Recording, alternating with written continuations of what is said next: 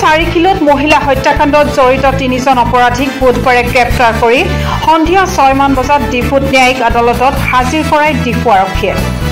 ধৃত অভিযুক্ত কেইজন হ'ল ক্ৰমে 50 বছৰীয়া ৰেঞ্চিং টিছো, 22 বছৰীয়া মেজেং টেৰাং আৰু 23 বছৰীয়া বাবু সিং ইংটি। তিনিওগৰাকীকে ডিফুৰ আদালতত কিছু সময় পূৰ্বে হাজিৰ কৰি আৰক্ষীয়ে পুনৰ 3 দিনৰ জিম্মাত লৈছে। আনহাতে আৰু এগৰাকী অভিযুক্ত পলাই আছে যদিও অতি শীঘ্ৰে আৰক্ষীৰ জালত পৰিব বুলি আৰক্ষীৰ সূত্ৰে জানিব পৰা গৈছে। উল্লেখযোগ্য যে যোৱা 21 ছেপ্টেম্বৰ ডিফুৰ সমীপৰ লৰুলাংছৰ এগৰাকী সম্ভ্ৰান্ত পৰিয়ালৰ এগৰাকী মহিলাক ধৰ্ষণৰ পিছত নিৰ্মমভাৱে হত্যা কৰি ডিফুৰ 4 কিলোৰ এটি হাবিত পেলাই থৈ গৈছিল। উক্ত কাণ্ডৰ পিছত জিলাখনত এক চেপা উত্তেজনাই বিৰাজ কৰি আছিল।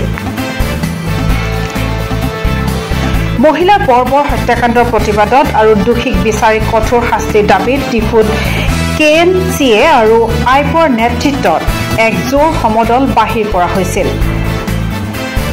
নাৰীৰ ওপৰত অত্যাচাৰ বন্ধ কৰক, বৰ্বৰ হত্যাকাণ্ডৰ দোষীক শাস্তি দিয়ক, নাৰী সুৰক্ষা নিশ্চিত কৰক আদি শ্লোগানেৰে এই প্ৰতিবাদী সমদল বাহিৰ কৰা হৈছিল।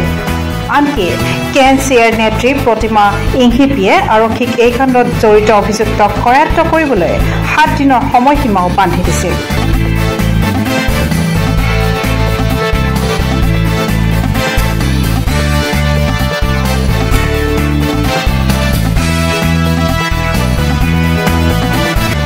ডিফুৰ পৰা সাইদুল ইছলামৰ ৰিপৰ্ট, আসাম টাইমছ পোষ্ট।